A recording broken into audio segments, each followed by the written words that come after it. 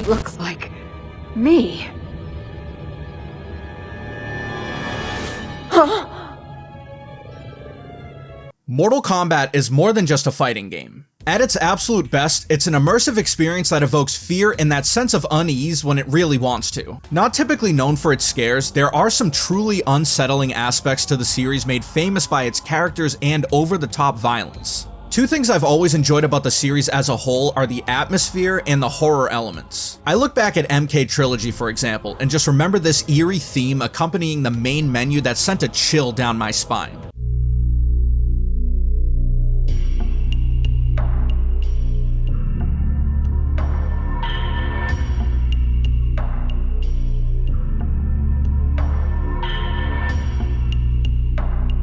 Or traversing through the Netherrealm in Mortal Kombat Deception's Conquest mode, where you never really knew what to expect. These two examples merely scratch the surface of the creepiness that lies within this series. Now that October's arrived, this is the perfect time to explore the horrors of Mortal Kombat. So here's your formal invitation as we step foot into the flesh pits, traverse the endless halls of the Krypt, and see how terrifying this series can get.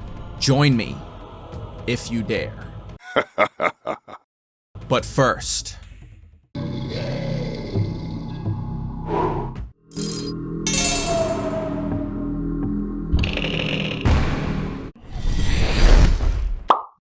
Your like is mine.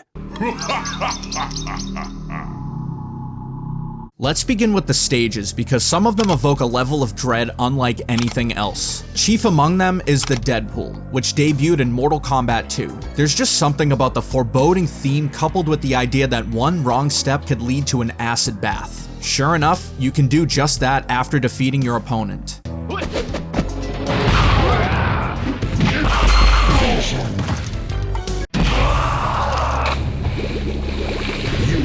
Die, mortal. Fatality.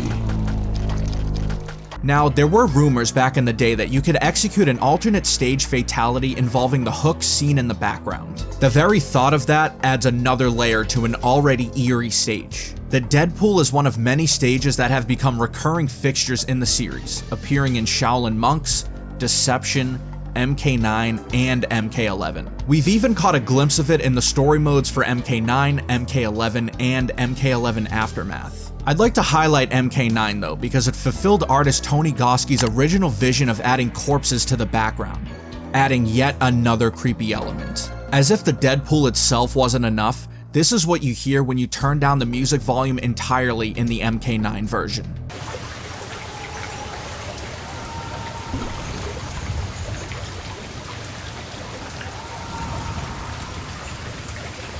Later on, MK11 brought life to the hook stage fatality, bringing that original rumor full circle.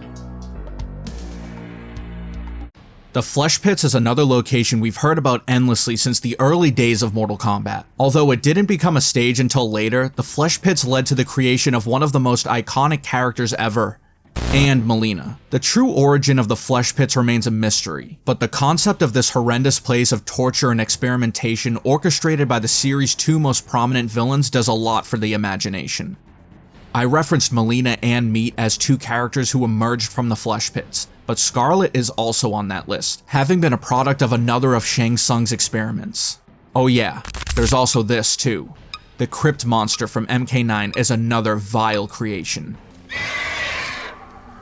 Interestingly, we didn't see the Flesh Pits in their entirety until this game, where we get the reveal of many MK fans' favorite costume of all time. The stage itself is downright disturbing. Heads in jars, hybrid experiments in these pods, blood everywhere, hooks, chains, candlelight, the whole 9 yards. What's even more off-putting is the cleanliness of this stage. There is some blood here and there, but knowing that it filters through these grates and eventually somehow makes its way to the Deadpool makes these two stages siblings in spirit. It's clear that Shang Tsung takes pride in what happens in this chamber. The Flesh Pits returned in 2023's Mortal Kombat 1. Again, the venue where Shang Tsung conducted his experiments. It plays a more significant role in the story this time around, where we get to see the heroes imprisoned in the pits and having to fight their way out. I would say this version is more robust and has a bit more character, but nothing beats the MK9 version for me.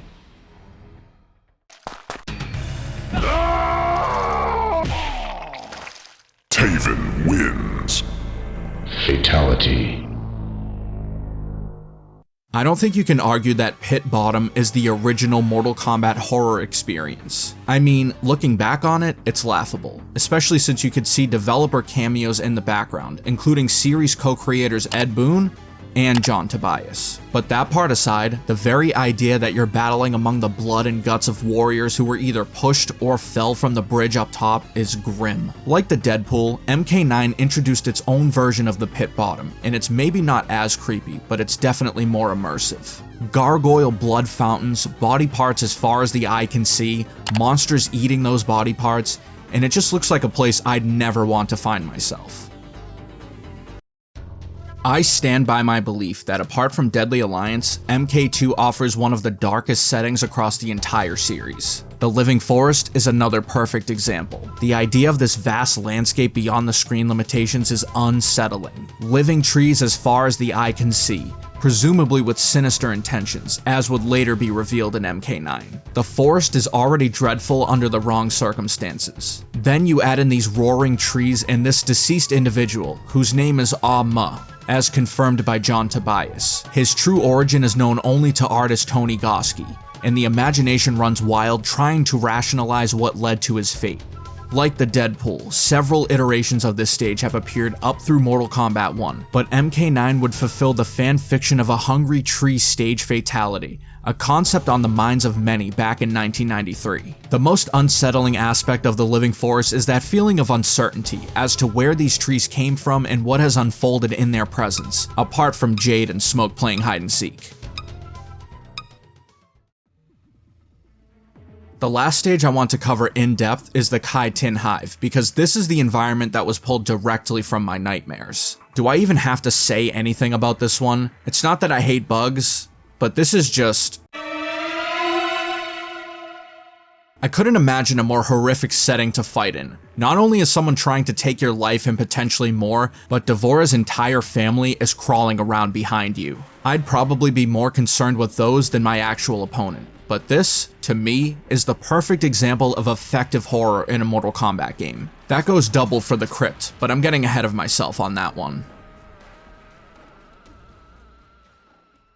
I'd like to give an honorable mention to the Slaughterhouse from Deception, which is one of the more dreadful stages, especially with the meat grinder waiting to call game set. Goro's lair is another I can't forget, because this setting, followed by Goro's eventual arrival, was one of the earliest examples of horror in this series. There's also the temple for this theme.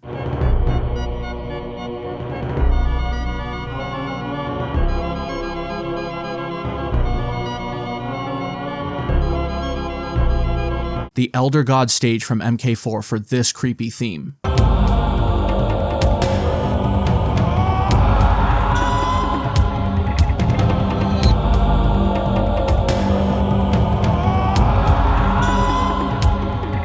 The Palace grounds from Deadly Alliance for this very reason.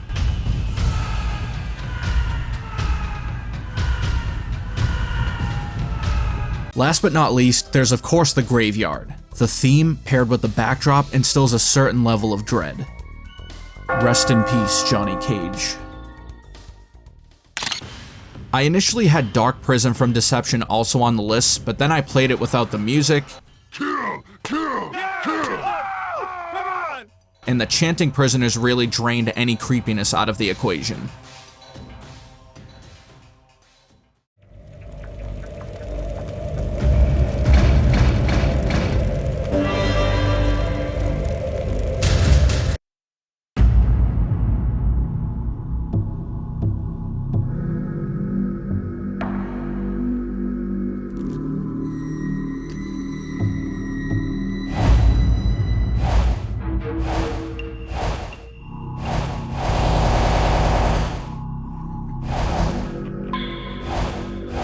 The Krypt is a whole other discussion entirely when it comes to the horrors of Mortal Kombat. Even its first iterations in Deadly Alliance and Deception are unsettling.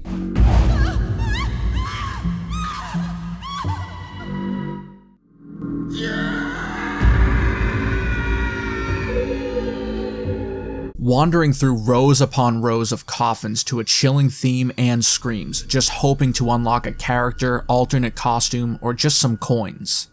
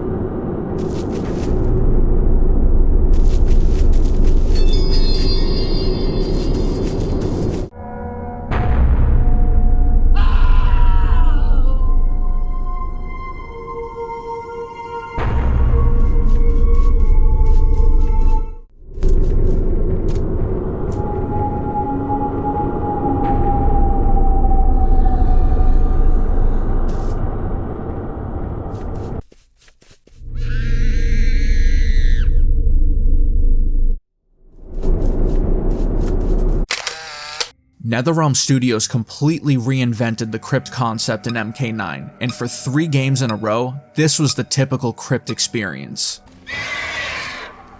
Jump scares in movies are one thing. There's something I can usually either anticipate or withstand, but the newer gen Krypt experiences exist in part to evoke this type of reaction.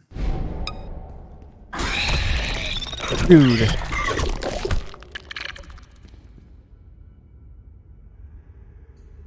Dude.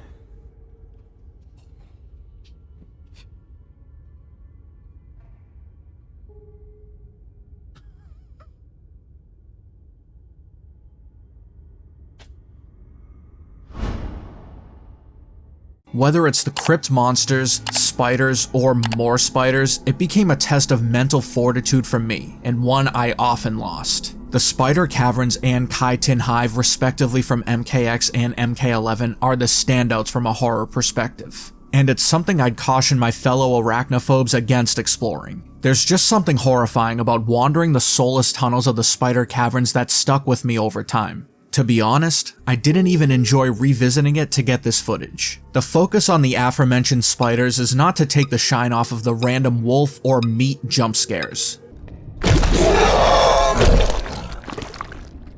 But those spiders truly do provide a level of terror that doesn't require an explanation. The Chitin Hive in the MK11 Krypt is similar, but the backdrop has more life to it. The jump scares are few and far between, so that's an improvement, but this is an area I don't enjoy spending much time because a fire-breathing spider is my personal hell.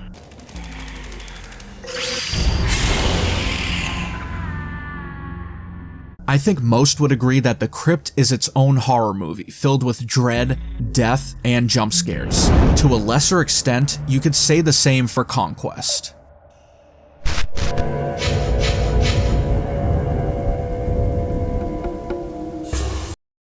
There aren't too many creepy elements within Konquest mode, but some of the interactions and set pieces feel otherworldly.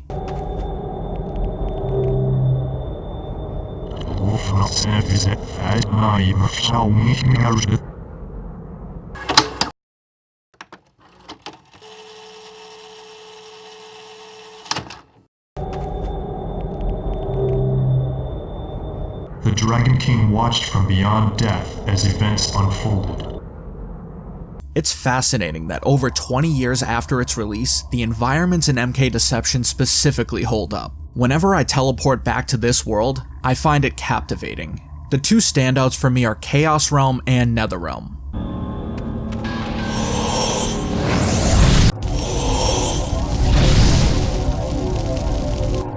Beginning with Chaos Realm, the layout itself is incredibly confusing. Teleporting platforms, bizarre areas, and NPC interactions that are devoid of life.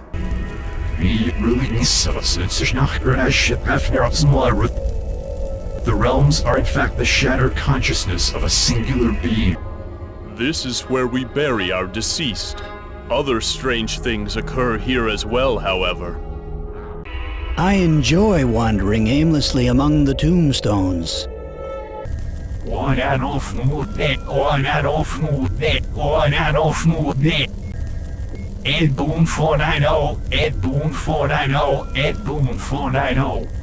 It's not the kind of setting I'd call scary, but this game paints a picture of what Chaos Realm seems like by definition. Everything is confusing, disorienting, and there's something about these mid-2000s character models paired with the soundtrack that doesn't quite sit right with me.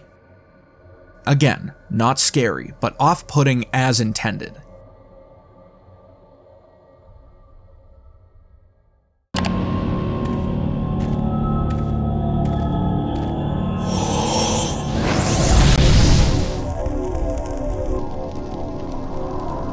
The Netherrealm is another area that's somehow even less desirable, filled with demonic imagery, lava, and foreboding background music, if you can call it that. The character interactions here are something else.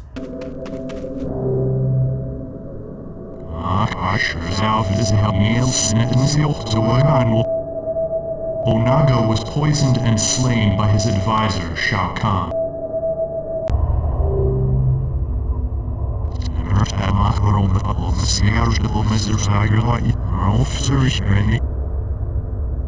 In their purest form, the Elder Gods resemble the dragon symbol of the Mortal Kombat tournament.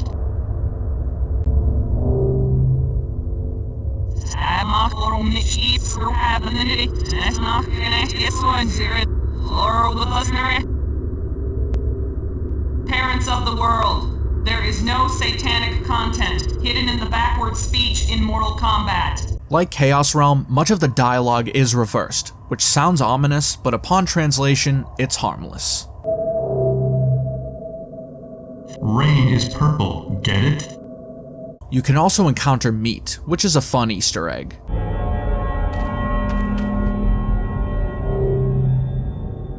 Here, take this. The main event in the Netherrealm, however, is a three-headed demon commonly referred to as Kochel. Many interactions refer to this mysterious figure, and it's tied to arguably one of the game's most difficult challenges. Does Kochel really stand for Coin Challenge, or is there something more sinister at work here? You be the judge.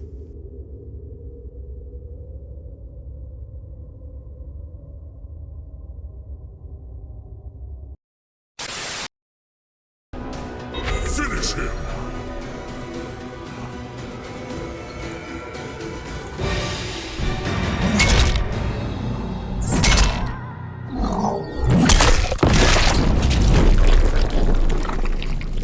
Fatality.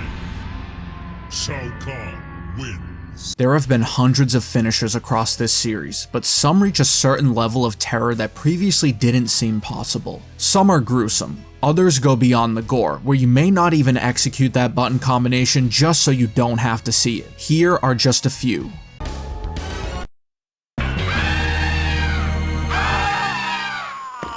Cabal wins. Fatality. Cabal's freaky face from MK3 is one that has always stuck in my mind as one of the earliest jump scares I can recall in games. No disrespect to Cabal, it's grotesque and unlike anything we've ever seen before or since. There's zero blood, and the fact that the opponent's soul runs away makes it unique.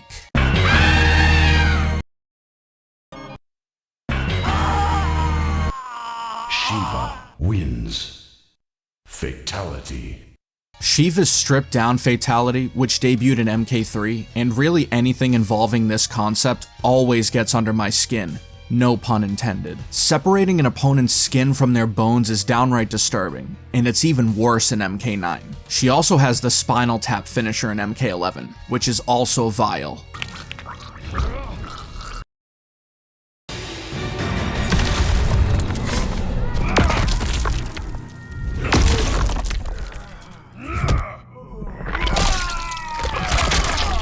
Fatality. Geras' peeling back Fatality falls into a similar category, where he completely separates an opponent's skin from their skeleton while all the organs spill out. This feels like an elevated take on Shiva's, and it's disgusting.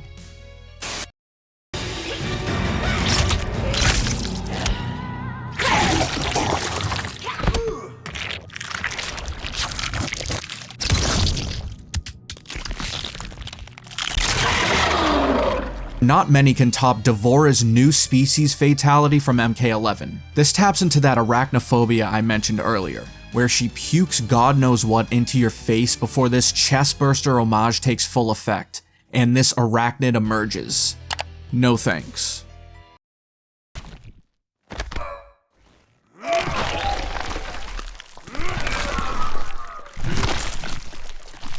Noob Saibot's Make-A-Wish is a classic, and no list is complete without this one. It's become iconic over the years for its brutality, but I think the idea that the recipient could very well feel every ounce of pain up until halfway through the act is haunting. Honorable mention to Noob's Double Trouble from MK11, because I'd rather not have a shadow clone crawl its way out of me through my mouth.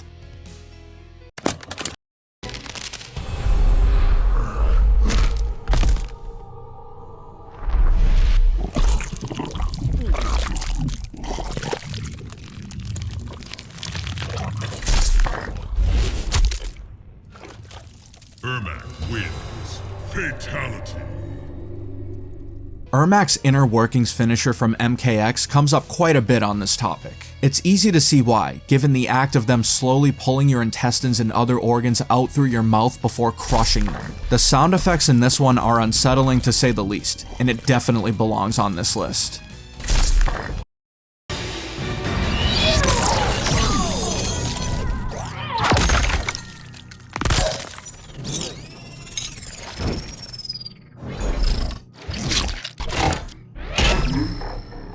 Fatality. Frost wins. Perhaps not the most memorable one to most, but Frost removes her opponent's brain and installs it into a cyborg in MK11. Are you still conscious? Can you control your new robot body but no longer exercise any free will? Yeah, I'm good on that one.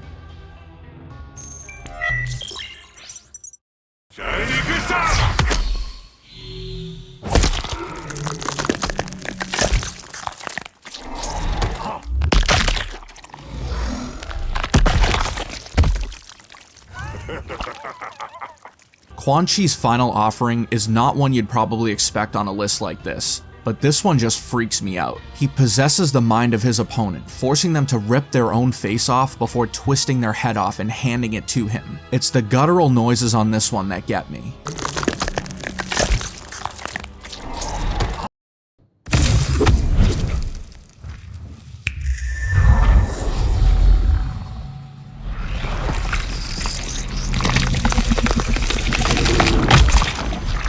Fatality. Liu Kang wins. Another recent addition is Liu Kang's Black Hole fatality from MK1. This is one of the most replayed because no one expected it. He teleports to outer space and makes a black hole appear at the snap of a finger, before proceeding to watch his opponents suffer to breathe as their skin melts down to just a skeleton. The eerie silence combined with the opponent struggling to breathe is a lethal combination. Fatality.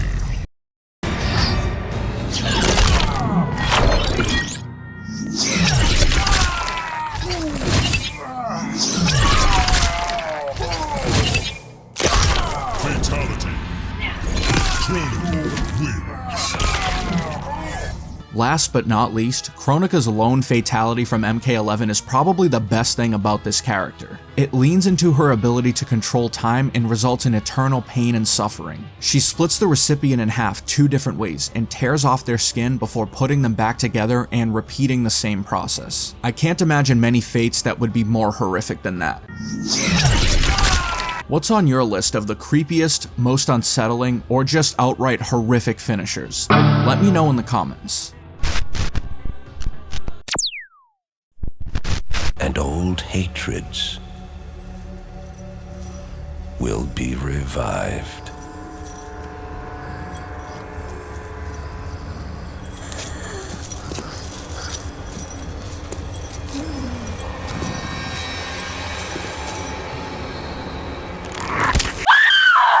Let's face it, it's not all Scorpions, Johnny Cages, and Sonya Blades in this series. In fact, there are many, many characters whose presence and backstory are difficult to even fathom. Baraka was the first character who affected me on a different level than even Goro or Shang Tsung. The very idea that this otherworldly species exists with razor-sharp teeth and a pair of blades as weapons makes this someone I would never want to fight. I won't go through the entire evolution of the character, but he remained consistently horrific throughout the series. But nothing beats the snarling Baraka from Deception. This was the original character that I lost sleep over when I played the game as a kid, and I think it's fairly easy to see why. The vast majority of his fatalities are downright barbaric, as expected, and even though Tarkatans are only a species, the fact that this is someone you could go up against in a battle for the fate of the world is chilling, to say the least. He's rarely written to be a strong character in canon, so that should speak volumes to his design. Combine all that with his voice and brutality, and there you have a 24-pack of nightmare fuel. Mileena was created by Shang Tsung in his foul flesh pits. Twisted and mad, she's equally beauty and beast. Let us dance! This lineup would not be complete without Baraka's fellow half-Tarkatan, Mileena. Now I know she's become a fan favorite over the years, with her fanbase rallying behind her at every turn, but the very nature of this character is truly diabolical. There's a reason I included this clip in the intro.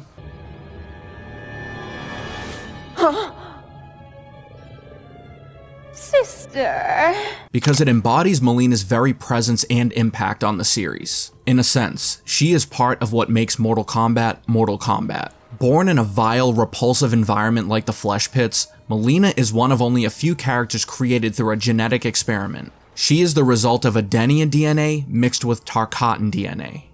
The Edenian half is what you see on the surface, her seductive nature, while the true essence of her viciousness lies behind her mask, concealing razor-sharp Tarkatan teeth that she often uses. These two components make Mileena an effective assassin, one who does the dirty work of those controlling her, primarily Shao Kahn and Shang Tsung, but later also Onaga. Beyond her role in the story, Mileena has some of the most stomach-churning attacks, finishers, and even simple things like intros and outros. Simply put, this is one of the most unsettling character designs ever, and she defined a generation of horror in video games. A true masterpiece. Mileena wins. Fatality. Growing up through the 90s into the 2000s, Liu Kang was a constant in the Mortal Kombat series. You could always expect him there, fighting for the good guys and winning more often than not. However, in 2002's Deadly Alliance, the writers made a drastic decision that would alter the course of Mortal Kombat for the remainder of the 3D era. Few times in history did this series elicit an overwhelming sense of shock. Well, at least not until this happened. The snap heard round the world, followed by the infamous words, Liu Kang is dead. Just like that, Liu Kang was gone from the series, if only for a brief period. He returned one game later, but something was different.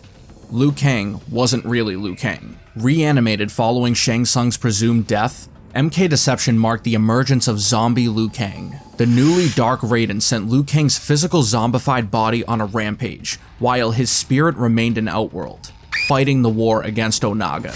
Zombie Liu Kang made his final appearance in Armageddon, looking to exact vengeance upon Shang Tsung, who took his life. Part of the horror of this period in Liu Kang's arc is the thought of his soul existing within the sorcerer having to witness all of his atrocities. The other part is the loss of a character that resonated with all of us. A heart of good and a willingness to protect Earthrealm turned into a mindless machine who ravaged his own Shaolin brothers. It just feels wrong, but you can't say it's not a compelling storyline. Seeing the hero of Mortal Kombat reduced to a zombie was unlike anything else.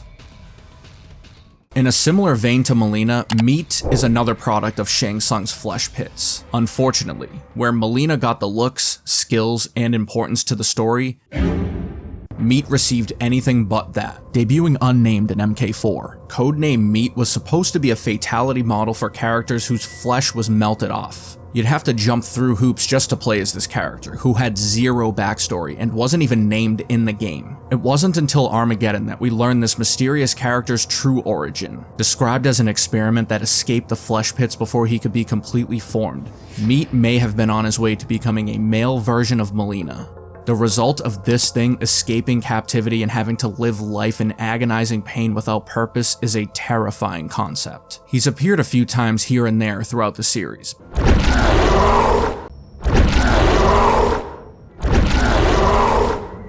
But nothing is more unsettling than his appearance in Armageddon. Just flesh dripping with blood and a character that, while an abomination, you can't help but pity. Meat represents the opposite side of the spectrum to Scorpion, proving that sometimes being a character in this series isn't what it may seem.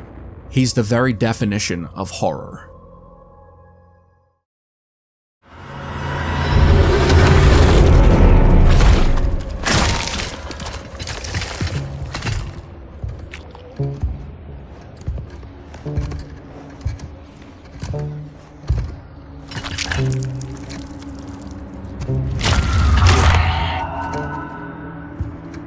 Havoc. Another fighter you might describe as terrifying is Havoc, who hails from the aforementioned realm of chaos. Regardless of the timeline, Havoc is one that always sticks in my mind as one of the more horror-adjacent characters based purely on his appearance. The thing is, the original timeline never really explains how Havoc ended up like this. A face of half skeleton, half flesh, with blue eyes and either a hood or this helmet. In essence, Havoc passes the eye test from a pure terror standpoint, but understanding his ability to contort his body in battle and having no regard for himself other than to achieve chaos makes him even more unsettling. As I said, it's unclear exactly how Havoc came to look like this, at least at first, but the Mortal Kombat Wiki contextualizes native Chaos Realmers, describing them as humanoid in form, with some bearing tattoos, strange markings, or even more extreme expressions of their individualism, such as Havoc's maimed face or contortion abilities. Another explanation emerged upon Havoc's return in Mortal Kombat 1, combining him with fellow 3D character Dairu. Scorpion burns his face to give him his iconic look.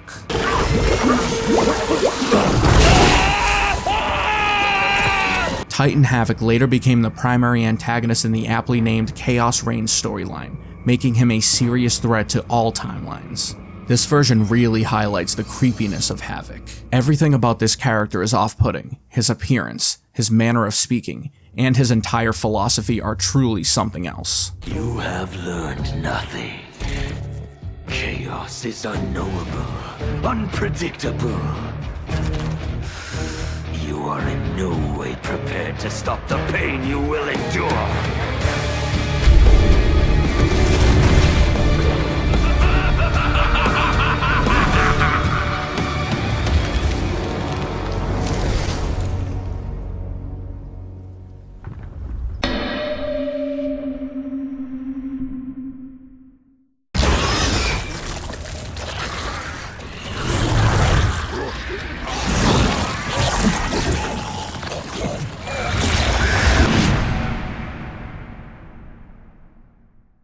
This character analysis wouldn't feel right without including D'Vorah, whose stage, Krypt area, and finisher we've already touched upon. The Queen of the Kai Tin is another example of the horror capabilities that this series possesses. Debuting first in the Mortal Kombat X comics before the full release of MKX, D'Vorah and her Kai Tin species were a new addition to the NRS era. From her debut through her last appearance in MK11, D'Vorah has been a grotesque, conniving character with a creepy bug-like voice and a look that must be seen to be understood.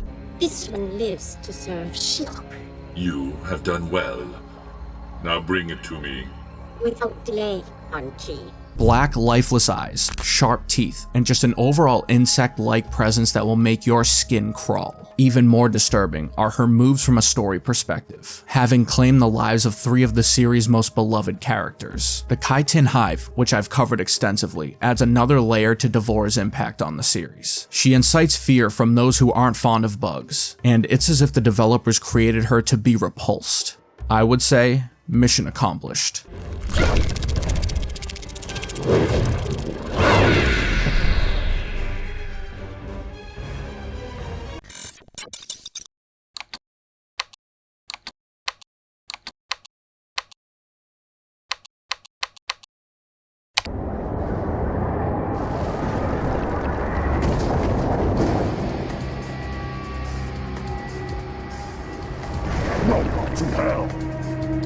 The demonic Draman of the Oni species is another that many believe is one of the creepiest characters in all of Mortal Kombat, and I'm inclined to agree. Once a powerful warlord, or rather a vicious landlord, Draman was once a vicious landlord. Draman was eventually banished to the Netherrealm, where he was tortured relentlessly. Filled with rage, Draman donned a mask called the Face of Kun Lo, allowing him to control his fury from all those years of pain and suffering. However, without the mask, all bets are off. I feel Draman embodies the horrors contained within this series, just a character with one of the worst imaginable fates. His appearance paints an accurate portrait of his backstory: weathered, worn-down skin, flies surrounding him, and a creepy mask. Without the mask, it gets even worse. It's a shame the developers infamously hated this character, because there is some serious potential with Draman.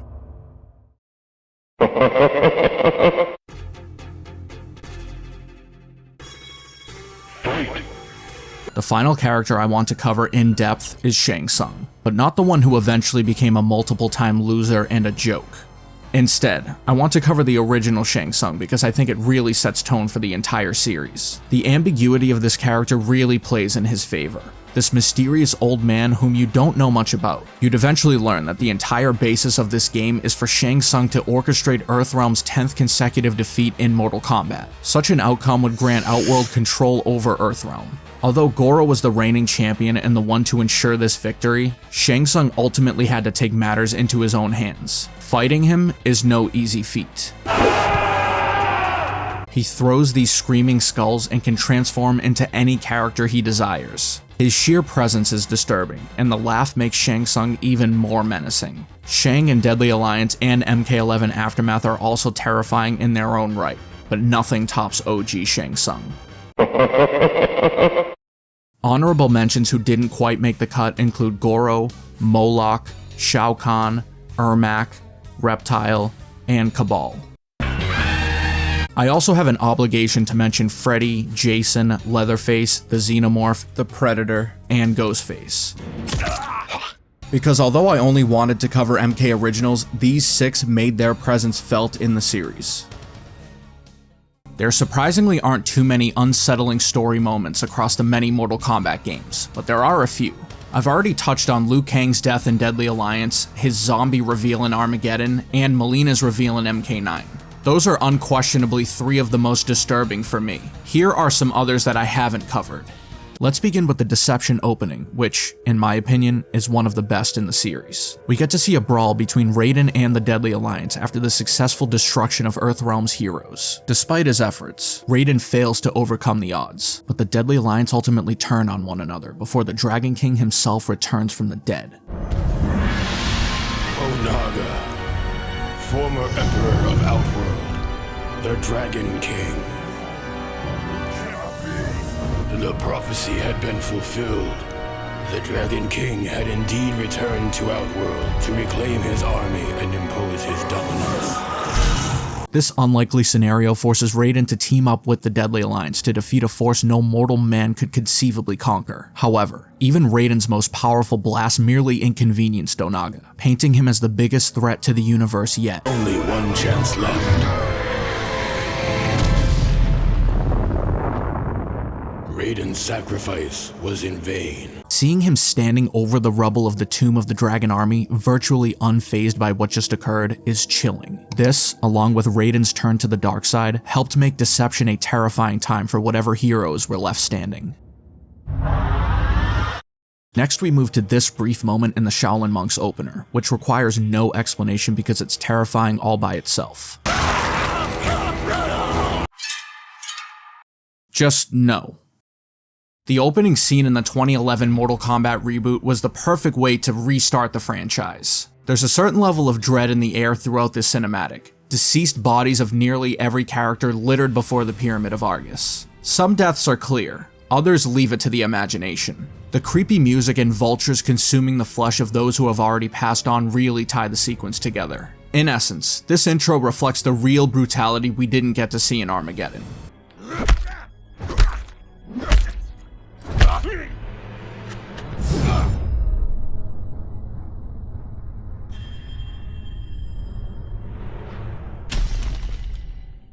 Perhaps not one of the more popular moments in this category, but I've always felt unsettled watching Kentaro burn a perfectly human Cabal in the MK9 story.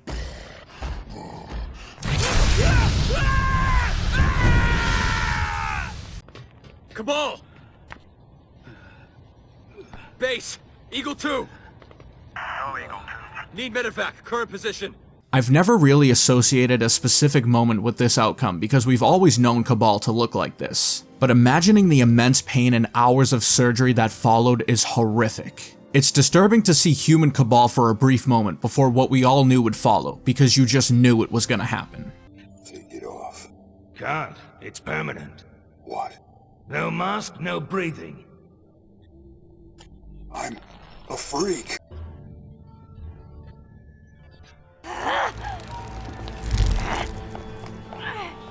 Baraka is dead. Your last ally has left you. Take her away. Another moment involving Mileena that deserves to be on this list occurred in MKX, where she had a drastically different role than in the previous game. Now a former Empress of Outworld at odds with Kotal Khan, she becomes a target for attempting to overthrow him. She's ultimately captured, which is the beginning of the end, as she is brought before Kotal, who sentences her to death. However, rather than doing it himself, he advises Devora to carry out the task, unleashing flesh-eating bugs that consume her face. The blood-curdling scream is horrifying. Another underrated creepy moment takes place during a flashback sequence where Raiden, Johnny Cage, and Sonya infiltrate Quan Chi's fortress. They locate a strange pool, which we eventually learn creates revenants. During a scuffle with Scorpion, Sub-Zero, and Jax, Jax mortally wounds Johnny. Johnny!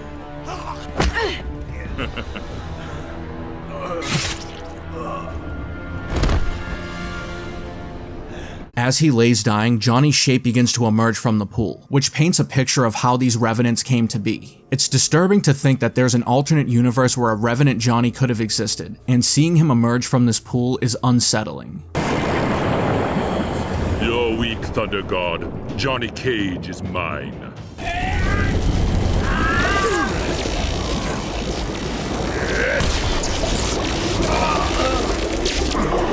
As the new rulers of the Netherrealm, heed me. No longer will I simply defend Earthrealm. I will seek out and destroy all who threaten it. No mercy will be shown, no quarter given.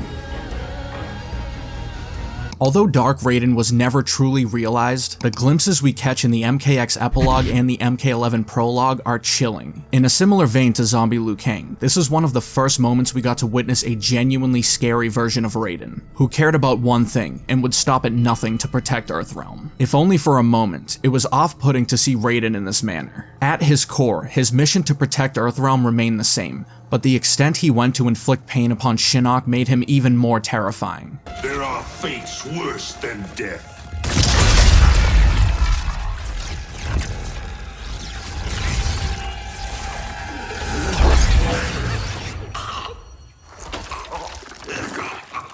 All I'll say is, we'll never really know what could have been.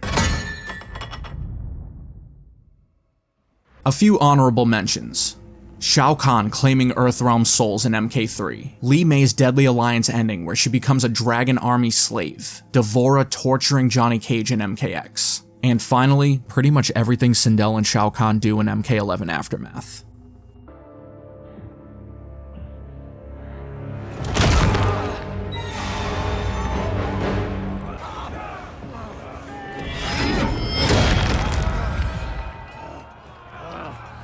Shao Kahn.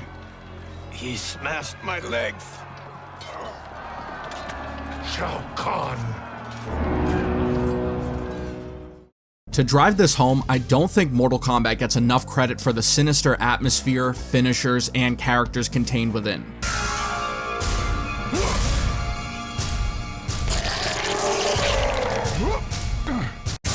Quan Chi wins. Fatality.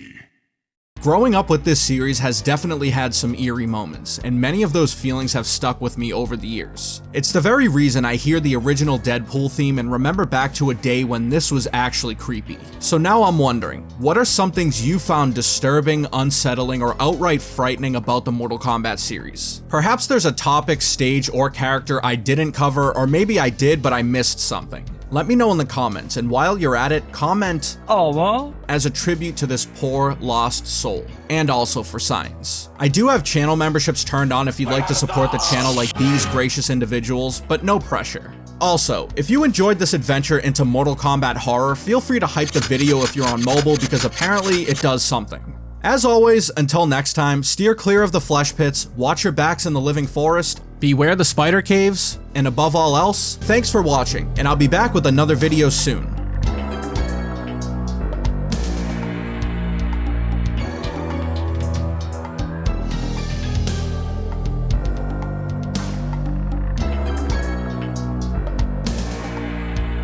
You're back! Did you find the map?